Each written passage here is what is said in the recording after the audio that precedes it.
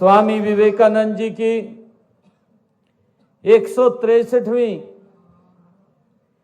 ये जन्म जयंती पर इतनी भारी संख्या में हम सब युवा एकत्र आए हैं। आप सबको मैं स्वामी विवेकानंद जी की जन्म जयंती के अवसर पर बहुत बहुत बधाई और शुभकामनाएं देता हूं। आज राष्ट्रीय युवा उत्सव के अवसर पर आपके बीच में आकर के अपने अंदर में उत्साह, उमंग, उल्लास महसूस कर रहा हूं। उसे शब्दों में बयान नहीं कर सकता। साथियों, आप युवा हैं और आप में आज युवा होने की ताकत, जोश और जज्बे को मेरे साथ वो दिखाई दे रहा है। साथियों, आपकी आवाज बुलंद आपके ये युवा होने का प्रमाण देती है। मुझे खुशी है साथियों, आज का यह दिन केवल एक साधारण जयंती नहीं है। यह दिन और उत्सव हमारी भारतीय संस्कृति की दुनिया भर में परचम फहराने वाले महान संत स्वामी विवेकानंद जी को नमन करने, उन्हें याद करने और उनका अनुसरण करने का ये दिन है। इससे पहले मुझे आप जैसे जोशीले युवाओं की एक टोली को नशा मुक्ति अभियान पर रवाना करने का भी वो अवसर मिला है, जो साइकिल रैली के माध्यम से पूरे हरियाणा प्रदेश के कोने कोने में जाकर के नशे के खिलाफ युवाओं को जागरूक करने का, पूरे प्रदेश में ये फैलाने का काम करेंगे। नशा मुक्ति के संकल्प के लिए आज बेहतर दिन ही नहीं हो सकता। इस लड़ाई को आप सबके सहयोग के बिना कोई जीत भी नहीं सकता। आज मेरा आप लोगों से आग्रह है कि इस नशे के खिलाफ आज स्वामी विवेकानंद जी की ऐसे महान व्यक्तित्व, जिनका जीवन हर पल के ऊपर हमें प्रेरणा देता है, और हमें ये संकल्प लेकर के ये यहां से हम जाएंगे कि हम नशे के विरुद्ध डट करके जब तक समाप्त ना हो जाए, हम उसके प्रति आवाज उठाते रहेंगे। मुझे ये खुशी भी है आज सभी युवा साथियों के बीच में कि आज गांव में ही युवाओं को जिम की सुविधा उपलब्ध कराने के लिए 250 जिमों का आज उद्घाटन भी हुआ है।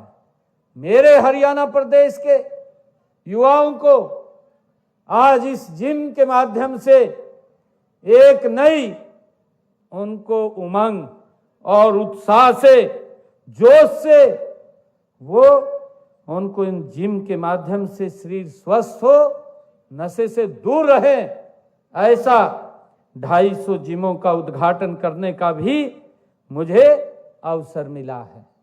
और इस नशे के खिलाफ आज हमारे युवा साथी ने एक युवाओं को प्रेरणा देने वाले एक गीत का भी लोकार्पण किया है।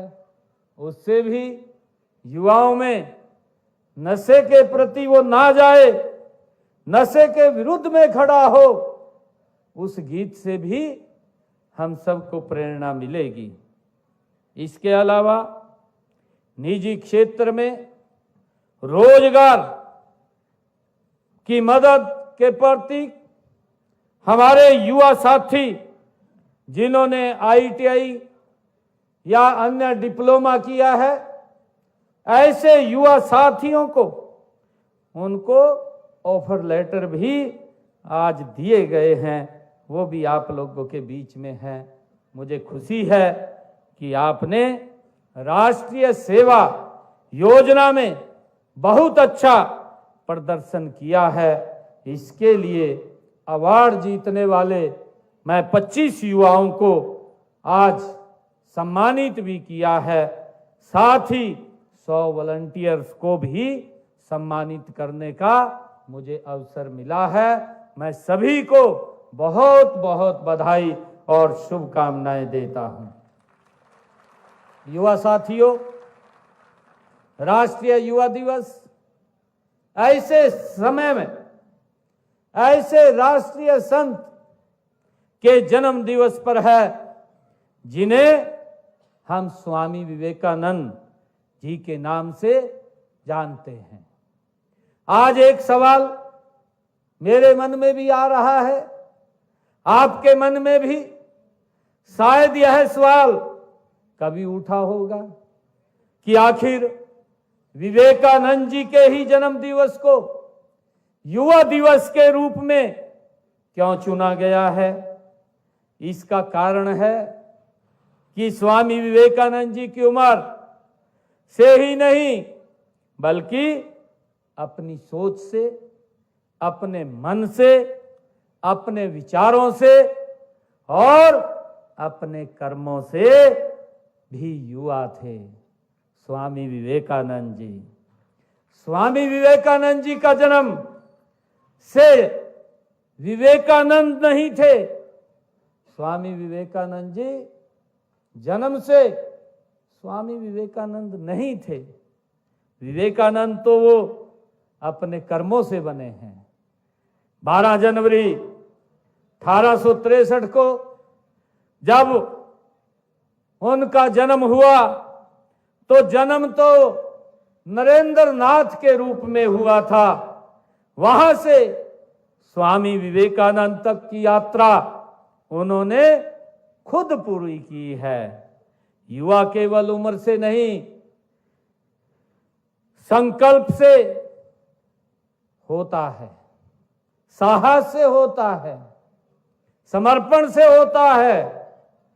युवा होना केवल उम्र का होना नहीं है, बल्कि जीवन को सही दिशा में, सही कार्यों में और सही तरीकों से लगाकर सार्थक करना ही युवा होता है। मुझे खुशी है कि जो स्वामी विवेकानंद जी ने किया था, उन्होंने भारत के नव जागरण का संकल्प किया था। उन्होंने देशवासियों में आत्मसम्मान और गौरव से जीने की लोग पैदा की थी। उनमें आध्यात्मिक जागृति पैदा की थी। मन में देश के प्रति प्रेम, समर्पण और सेवा भाव है तो आप युवा हैं।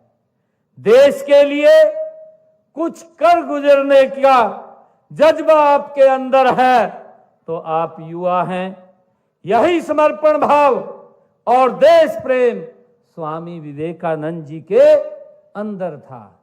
हम सब जानते हैं। मुझे ये भी खुशी है कि आपको स्वामी विवेकानंद जी के बारे में एक बात नहीं पता होगी, उन्हें खेल बहुत पसंद था और जो खेल उन्हें पसंद था उसे सुनकर आप खुश हो जाएंगे, क्योंकि वो खेल हरियाणा के युवाओं का भी पसंदीदा खेल है। स्वामी विवेकानंद जी को कुश्ती बहुत पसंद थी और वो कुश्ती खेलते थे। उन्हें किताबें पढ़ने का भी शौक था। जिस किताब को वो देख लेते थे उसको भूलते नहीं थे। उन्हें संगीत पसंद था। संगीत के साथ इंस्ट्रूमेंट विवेकानंद जी बजाना जानते थे। मुझे खुशी है, रामकृष्ण परमहंस जी उनके गुरु थे। वह पहली बार रामकृष्ण परमहंस जी के आश्रम अपने बड़े भाई के कहने पर गए थे। उन्होंने अपने साथ रामकृष्ण परमहंस जी के आश्रम चलने को अक्सर उनके भाई कहा करते थे कि वह भी आश्रम चलें, वहां उन्हें बहुत कुछ सीखने को मिलेगा। लेकिन स्वामी विवेकानंद जी टाल देते थे, वो नहीं जाते थे। एक दिन स्वामी विवेकानंद जी उनके बड़े भाई उन्हें यह कहकर आश्रम में ले गए कि युवा थे और युवा को अगर कोई परिवार बड़ा कुछ बोलता है तो उसके बाद में भी वो आ जाते हैं। स्वामी विवेकानंद जी को उनके बड़े भाई ने कहा कि आप आश्रम में चलिए, रामकृष्ण परमहंस जी के आश्रम में उनसे मिलने के लिए जाइए और वहाँ पर आपको रसगुल्ले मिलेंगे। और इस बात को वो सुन करके उनके साथ चले गए और सब कुछ जब वो वहाँ पर पहुँचे तो सब कुछ छूट गया और उन्होंने अपना पूरा जीवन अपने राष्ट्र, अपनी संस्कृति और अपने धर्म के लिए समर्पित कर दिया। स्वामी विवेकानंद जी ने विदेश में जाकर भारतीय संस्कृति, सभ्यता, आचार व्यवहार तथा रीति नीति की श्रेष्ठता स्थापित करने का काम भी स्वामी विवेकानंद जी ने किया है। जब कभी जिक्र आता है कि उनका शिकागो के 1893 की धर्म संसद में दिया गया भाषण आज भी उसको याद आता है और उसी का जिक्र होता है जो उन्होंने धर्म संसद के अंदर अपना भारत का पक्ष रखते हुए अपना भाषण दिया था। मुझे ये भी खुशी है मित्रों कि यह युवा उत्सव हम उस समय में मना रहे हैं जब पूरे देश में भारत संविधान का अमृत महोत्सव मना रहा है। हमारा संविधान एक जीवंत दस्तावेज है। इसने विविधताओं से भरे इस देश को पिछले 75 सालों से एक सूत्र में पिरो करके रखा है। हमारे संविधान और संस्थाओं के भविष्य की जिम्मेवारी भी आपके कंधों पर है। आगे चलकर संविधान की मूल भावना के अनुरूप देश आपको ही चलाना है। इसलिए जरूरी है कि जब संविधान बना तब देश के सामने क्या हालात थे, संविधान सभा की बहसों में उस समय क्या हुआ था, आपको इन सब विषयों की जानकारी होनी चाहिए। इससे संविधान के प्रति जो निष्ठा पैदा होती है वह हमारे लोकतंत्र को, हमारे संविधान को और देश व प्रदेश के भविष्य को मजबूत करेगी। साथियों, भारत आज दुनिया का सबसे अधिक युवा आबादी वाला देश है। मैं माननीय प्रधानमंत्री जी भी विशेष रूप से मैं उनका आभारी हूं। उन्होंने विकसित भारत के लिए युवाओं को पहला स्तंभ माना है। उनका मानना है कि विकसित भारत, भव्य और दिव्य भारत का निर्माण करने के लिए हमें 4 स्तंभों की आवश्यकता है, जिसमें सबसे पहला स्तंभ है युवा शक्ति, दूसरा स्तंभ है नारी शक्ति और हमारे किसान तथा मध्य व गरीब वर्ग के लोग, इसमें युवा शक्ति आप हैं। विकसित भारत ये की शक्ति आप हैं। मुझे गर्व है कि हरियाणा का युवा आज हर क्षेत्र में आगे है। आपने अपनी प्रतिभा के बल पर देश विदेश में धाक जमाई है। हरियाणा की पहचान अगर कहीं है तो धाकड़ के रूप में है, और तो पहचान यहाँ के धाकड़ नौजवानों से है, आपसे है। मुझे ये खुशी है। साथियों, हमारी सरकार का यह तीसरा कार्यकाल है। पिछले 2 कार्यकालों के 10 वर्षों में हमने पूरा प्रयास किया है कि आपको खुला आसमान दें। हमने आपको 21वीं सदी की आधुनिक शिक्षा देने के लिए नई राष्ट्रीय शिक्षा नीति लागू की जा रही है। हाथ में हुनर से कमाल करने वाले नौजवानों की मदद के लिए पीएम विश्वकर्मा योजना को आदरणीय प्रधानमंत्री जी ने लागू किया है। प्रदेश के युवाओं को स्किल से जोड़ने के लिए राज्य में देश का पहला विश्वकर्मा विश्वविद्यालय वो खोला गया है।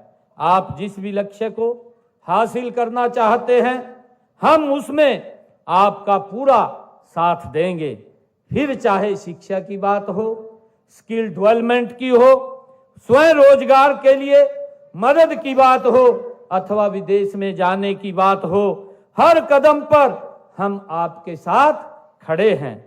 साथियों, आप जानते हैं कि हर युवा का एक सपना होता है कि वह कुछ बन जाए, उसकी भी कोई नौकरी लग जाए और वह अपने परिवार, देश, समाज के लिए कुछ कर सके। हरियाणा में सरकारी नौकरियों का क्या हाल था, यह तो आपको पता है। आप जानते हैं कि हरियाणा में नौकरी बिकती ही बिकती थी, आप सबको मालूम है। लेकिन नौकरी के कारण मां के गहने और घर की जमीन और युवाओं के सपने भी बिक जाते थे, परंतु कई बार नौकरी नहीं लगती थी। भाइयों, मुझे खुशी है, अभी हमारी डॉक्यूमेंट्री फिल्म में भी दिखाया गया है। स्वामी विवेकानंद जी ने भी कहा है कि जितना बड़ा संघर्ष होगा, जीत उतनी शानदार होगी। ये स्वामी विवेकानंद जी ने कहा है कि जितना बड़ा संघर्ष होगा, जीत उतनी शानदार होगी। हमने आकर युवाओं के सपनों की नीलामी को रोका है। हमने कहा कि नौकरी पारदर्शिता से और निष्पक्षता से हमारी सरकार देगी, और उसका परिणाम यह हुआ कि पिछले 10 वर्षों में हमारी सरकार ने बिना पर्ची, बिना खर्ची के हरियाणा के अंदर 1,71,000 युवाओं को हरियाणा सरकार में नौकरी देने का निर्णय ये किया है। ये हमारी सरकार का दृढ़ संकल्प था। और भाइयों, अभी चुनाव चला था, ये तीसरी टर्म की सरकार है। इस चुनाव के अंदर किस प्रकार की बातें वो विपक्षी द्वारा की गई कि मेरे हिस्से में इतनी नौकरी आती है, मैं हिस्से के अनुसार दूंगा। कोई बोलता था कि भाई जितनी मेरे हिस्से में आएंगी उतनी दूंगा। कोई बोलता था कि मुझे 50 वोट दे दीजिए, मैं ठोड़े के अनुसार नौकरी दूंगा। भाइयों, किस प्रकार से नौकरियों की बोली लगती थी, परंतु हमने एक दृढ़ संकल्प लेकर के कि किसी माँ बाप को, किसी युवा को किसी के पास जाने की जरूरत नहीं है। भाइयों, जो हमारा हरियाणा का विश्वास, युवा जो विश्वास खो चुका था, हमने उस विश्वास को कायम करने का काम हमारी सरकार ने किया है। और हमने 1,71,000 युवाओं को बिना पर्ची, बिना खर्ची के हरियाणा सरकार में नौकरी देने का काम ये हमारी सरकार ने किया है।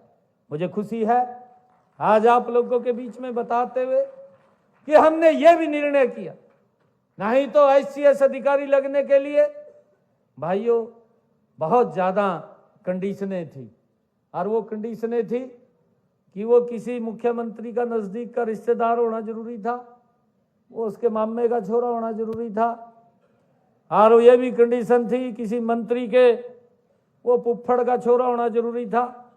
परंतु आज आप देख रहे हैं एक गरीब परिवार का बच्चा जिसने अपना टेस्ट क्लियर कर लिया है, हरियाणा सरकार में बिना पर्ची बिना खर्ची के ICS अधिकारी लग रहा है। ये हमारा दृढ़ संकल्प है। साथियों, मैं यहां उपस्थित आप सभी युवाओं से यह अनुरोध भी करता हूं कि आप अपनी प्रतियोगी परीक्षाओं के लिए कड़ी मेहनत करें, क्योंकि हमने अपने तीसरे कार्यकाल के दौरान हमने ये संकल्प लिया है, आने वाले समय के अंदर हम हरियाणा में 2 लाख और नई नौकरियां बिना पर्ची बिना खर्ची के हरियाणा में देने का लक्ष्य हमने रखा है। हमने हरियाणा कौशल रोजगार निगम के माध्यम से भी युवाओं को न केवल रोजगार दिया है बल्कि उन्हें रोजगार की सुरक्षा भी दी है, ताकि उन्हें 58 साल तक कोई बाहर ना कर सके। ये भी निर्णय हमारी सरकार ने किया है। नहीं तो भाइयों, जब चुनाव चल रहा था उनके लिए भी कई बातें विपक्ष के द्वारा वो की जा रही थी। अरे वो सेवाएं दे रहे थे, हरियाणा सरकार में वो लगे हुए थे, HKRN पार्ट 1 पार्ट 2 के माध्यम से लगे हुए थे, परंतु इस प्रकार की भाषा बोली जा रही थी कि हम आएंगे HKRN को समाप्त कर देंगे, उन युवाओं के भविष्य के में अंधकार में ले जाएंगे, उनको बाहर का रास्ता दिखा देंगे। हमने कहा ऐसे 1,20,000 युवाओं को कोई छू भी नहीं पाएगा। हमने उनकी नौकरी को सुरक्षित करने का काम ये हमारी सरकार ने किया है। भाइयों, हमने ये भी नल जल मित्र कार्यक्रम के तहत हीरो मोटो कॉपर्स लिमिटेड से 6,000 युवाओं को प्रशिक्षण भी दिलवाया है। वे ग्रामीण क्षेत्र में जलापूर्ति के लिए वो मदद करेंगे। हमारी सरकार ने ड्रोन दीदी योजना, कॉन्ट्रैक्टर सक्षम युवा योजना और IT सक्षम युवा योजना जैसी की शुरुआत की है। इनसे हमारे युवा नए और उभरते क्षेत्रों में अपना कैरियर बनाने में सक्षम होंगे। मुझे खुशी है कि हमने जो कॉन्ट्रैक्टर सक्षम युवा योजना बनाई है कि जिन्होंने ITI की है, ऐसे 25,000 हमने नए कॉन्ट्रैक्टर को काम करने का अवसर दिया है कि वो काम कर सके और अपने विकास की जीवन यात्रा को शुरू करें और करते हुए विकास की नई ऊंचाइयों को छुएं। उनको रोजगार भी मिलेगा और इस देश की सेवा करने का भी अवसर मिलेगा। हमने इसके माध्यम से उनको अलाउ किया है। ऐसे 25,000 युवा साथियों को जिन्होंने ITI किया, उनको कहीं रजिस्ट्रेशन कराने की जरूरत नहीं है, वो अपने काम कहीं भी कॉन्ट्रैक्टर के ऊपर शुरू कर सकते हैं।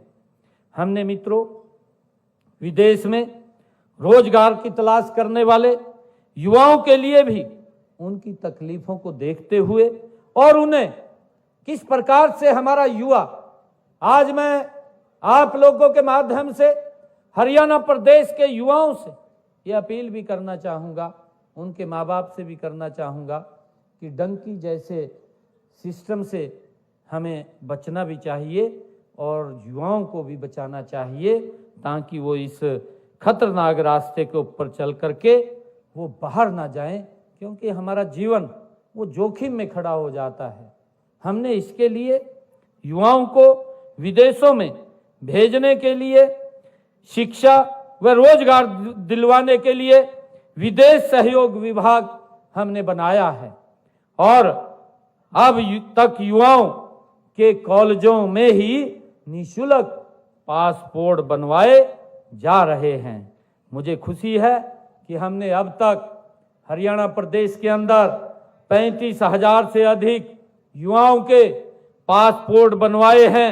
इसके साथ ही विदेश से विदेश में जाने से पहले हम युवाओं को उन देशों की जरूरतों के अनुसार उनको कौशल भी देने का काम करते हैं और इसके लिए हम विभिन्न देशों की भाषाओं में युवाओं को दक्ष बनाने के लिए भी एक नीति अलग से बना रहे हैं, ताकि व्यक्ति जब विदेश में जाता है, काम करने के लिए जाता है, तो वहाँ पर उसको लैंग्वेज की दिक्कत ना आए। उसके लिए भी हमारी सरकार इसमें काम कर रही है।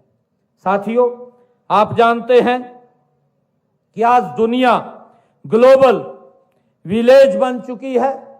हमारे हरियाणवी भाई आज विश्व के कोने कोने में बसे हुए हैं और उनमें से अधिकतर लोगों ने परिवार यहीं पर हैं। ऐसे हरियाणवियों के लिए हमने ग्लोबल हरियाणवी केंद्र नामक एक पोर्टल बनाया है।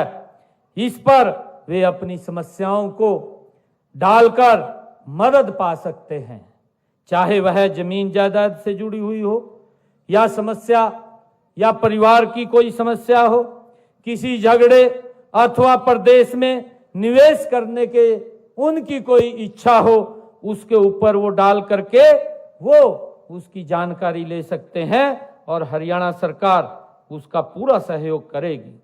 युवा साथियों, प्राइवेट क्षेत्र में भी युवाओं को रोजगार के बेहतर अवसर मिले, इसके लिए हमने डुअल सिस्टम ऑफ ट्रेनिंग के तहत लगभग 258 उद्योगों के साथ साझेदारी कर युवाओं को व्यवहारिक प्रशिक्षण देने का काम भी हमने शुरू किया है। हमारा लक्ष्य है कि वर्ष 2030 तक राज्य का हर युवा हुनरमंद हो और वित्तीय रूप से समृद्ध हो, और इसी लक्ष्य की प्राप्ति के लिए स्कूलों में NSQF, कॉलेजों में पहल योजना, विश्वविद्यालय में इंक्यूबेशन सेंटर्स और तकनीकी संस्थानों में उद्योगों की जरूरत के अनुसार प्रशिक्षण के लिए उद्योगों के साथ MOU करने जैसे कारगर कदम भी हमने उठाए हैं। मैं एक बात राजनीति के बारे में भी करूंगा। भाइयों, आज युवा साथियों के बीच में है, आप में जो भी कोई राजनीति में अगर भागीदारी करना चाहते हैं तो अवश्य करें, हमें करनी चाहिए। माननीय प्रधानमंत्री जी ने युवाओं को राजनीति में आने के लिए आह्वान भी किया है।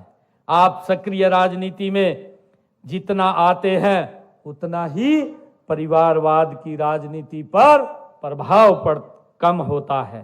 साथियों, आज युवाओं के सामने अगर सबसे बड़ी कोई चुनौती है तो वह नशा है, जिसका मैंने जिक्र भी किया है कि हमने आज एक यहाँ से यात्रा को शुभारंभ किया है। हरियाणा प्रदेश के एक एक गांव के अंदर वो जा करके पूरे हरियाणा प्रदेश के युवाओं को जागरूक करते हुए उस नशे की चुनौती से निपटने के लिए उनको जागरूक करेगी। तो वह जो नशा है, आपको खुद को भी इसमें जाने से रोकना है, अपने मित्र बंधु को भी इसमें जाने से बचाना है। आज हमें ये संकल्प लेना है और जो इसमें जा चुके हैं उन्हें बाहर कैसे निकाला जाए, इसकी भी हमने चिंता करनी है। मैं नशे की आदत को समस्या नहीं, चुनौती मानता हूं और मेरा विश्वास है कि दुनिया की ऐसी कोई चुनौती नहीं है जिससे युवा पार ना कर पाए, उसे खत्म न कर सके। इस लड़ाई में मैं आपके साथ हूं। हमें अपनी ऊर्जा को, अपने उत्साह को, अपनी ताकत को नशे में नहीं मिलाना है, बल्कि नशे को मिटाने में हमने अपनी ताकत को लगाना है। हमने ये संकल्प लेना है। मुझे देश, समाज और अपने परिवार को सामने रख करके सोचना है कि नशा केवल हमारे शरीर को ही बर्बाद नहीं करता, बल्कि वो हमारे विकास के अंदर भी बाधा बनता है और हमारे शरीर को भी वो खत्म करता है, बर्बाद करता है, इन तीनों को समाप्त करता है। साथियों, युवा का अर्थ आप सबको पता ही है, आप सब जानते हैं कि अगर मैं युवा का अर्थ निकालूंगा तो मैं उसका अर्थ वायु निकालूंगा। आप सब जानते हैं कि युवा को अगर उल्टा किया जाए तो वायु बनता है, और वायु जब गति से चलती है तो भाइयों वो लोगों को स्वच्छ वातावरण देती है। तो मेरा आग्रह है कि हम वायु के अनुसार काम करें और वायु के अनुसार चलें। युवा होकर आप क्या कुछ नहीं कर सकते। जीवन की इस उम्र में, मैं इस अवस्था में जो ठान लिया जाता है उसे करने से कोई रोक नहीं पाता। युवा ने जो संकल्प ले लिया है, और स्वामी विवेकानंद जी ने तो कहा है, उन्होंने कहा है कि जब तक आप रुको मत, जब तक आप लक्ष्य की प्राप्ति तक नहीं पहुंच जाते। स्वामी विवेकानंद जी ने ये अपने शब्दों में कहा है। मुझे खुशी है कि आप सब जानते भी हैं कि आदि शंकराचार्य जी, जिन्होंने मात्र 13 वर्ष की आयु में ही वो सन्यासी हो गए थे। गौतम बुद्ध जी जो 30 वर्ष की उम्र में घर छोड़ दिया था, और उन्हें ज्ञान भी युवावस्था में ही प्राप्त हुआ था। भगवान महावीर भी युवा थे। स्वामी विवेकानंद जी ने दुनिया की, भारत का परचम लहराया था और धर्म संसद में भाषण दिया था, तब भी स्वामी विवेकानंद जी युवा थे। और भगवान श्री कृष्ण जी ने गीता का ज्ञान देकर जिसे युद्ध के लिए तैयार किया था, वह अर्जुन भी युवा थे। अंग्रेजों की नाक में दम करने वाले, हमारे आजादी की मिसाल हाथ में लेकर चलने वाले भगत सिंह और चंद्रशेखर आजाद भी युवा ही थे। मुझे पूरा विश्वास है कि आप सभी अपने प्रदेश और देश का नाम रोशन करेंगे। मैं इसी संकल्प के साथ आप सबके उज्जवल भविष्य की मंगल कामना करता हूं।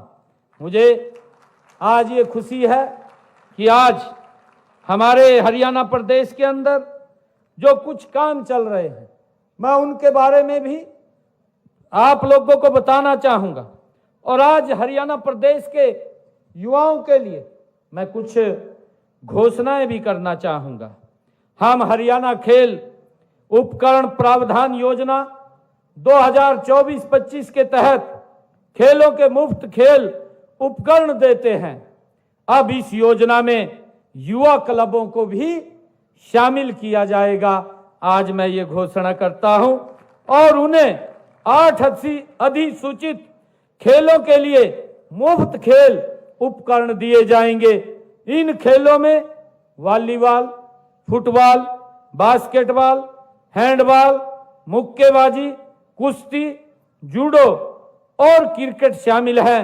हर साल खेल विभाग युवा क्लबों के लिए 2 साहसिक खेल शिविरों का आयोजन भी करेगा।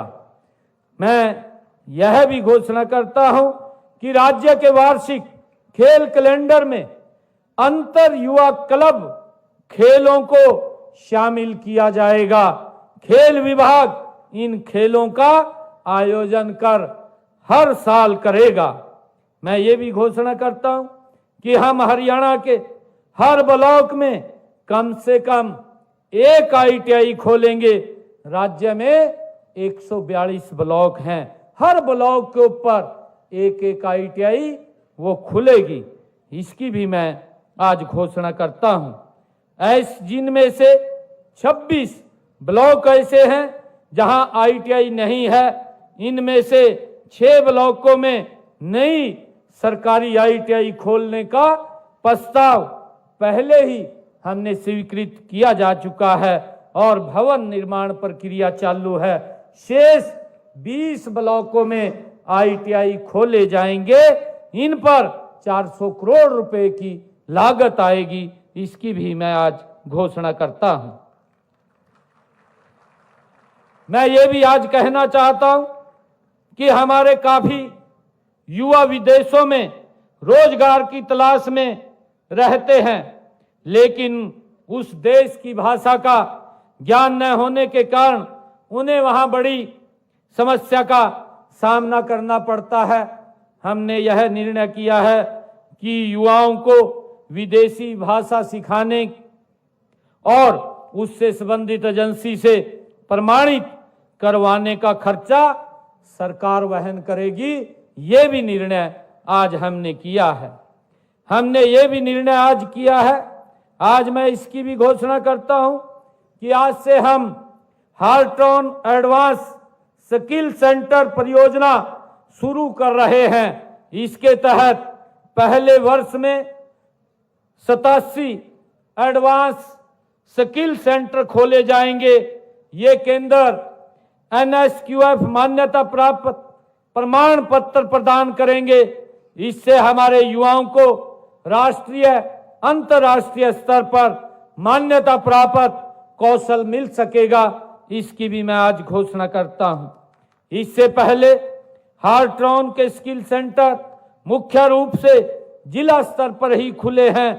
इनमें बुनियादी कंप्यूटर शिक्षा ही दी जाती है। पहली बार एडवांस स्किल सेंटर उपमंडल और ग्रामीण विकास खंडों में खोले जा रहे हैं। इनमें आर्टिफिशियल इंटेलिजेंस, साइबर सुरक्षा और ब्लॉकचेन जैसी उभरती हुई तकनीकों में उन्नत प्रशिक्षण दिया जाएगा। इससे युवाओं के लिए रोजगार की संभावनाएं बढ़ेंगी। भाइयों, मैं अंत में एक बार फिर आप सबको राष्ट्रीय युवा दिवस और स्वामी विवेकानंद जयंती की हार्दिक बधाई देता हूं। आपके बीच आकर आज अपने अंदर की एक नई ऊर्जा, उमंग और उत्साह और विश्वास को महसूस कर रहा हूं। आज आपके साथ से जो मैं भी खुद को युवा महसूस कर रहा हूं। आप सभी को मैं बहुत बहुत बधाई और शुभकामनाएं देता हूं। स्वामी विवेकानंद जी ने एक वाक्य कहा था और उस वाक्य को बोल करके मैं अपनी वाणी को विराम दूंगा। स्वामी विवेकानंद जी ने कहा था कि पहले हर अच्छी बात का मजाक होता है। स्वामी विवेकानंद जी ने कहा कि सबसे पहले अच्छी बात का मजाक होता है। लोग मजाक बनाते हैं, फिर उसका विरोध करते हैं, अंत में उसे स्वीकार करते हैं। ये हमारी इस संस्कृति का आधार है। ये हमारे स्वामी विवेकानंद जी ने कहा था। मैं आप सबको आज स्वामी विवेकानंद जी की जयंती की बहुत बहुत बधाई और